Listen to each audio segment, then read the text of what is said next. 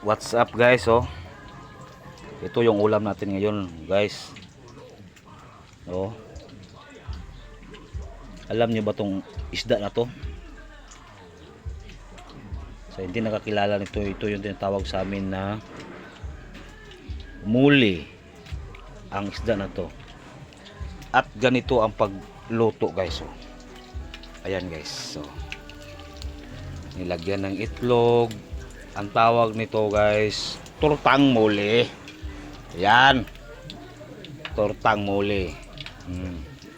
Nalagyan ng itlog, pinirito, ganyan. Sarap nito. Magda-diet sana ako, pero itong ulam na to hindi magawang ma-diet to. Sarap kasi. Oh, to kaya yan, oh.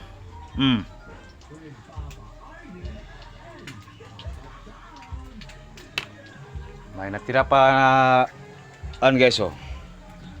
Ito yung tinatawag na muling bagoong kung sa Tagalog. Bagoong yan, bagoong. Ginamos sa Bisaya. Yan. Makita nyo, ha. Yan. Oh. Kunti lang, eh. Sarap yan.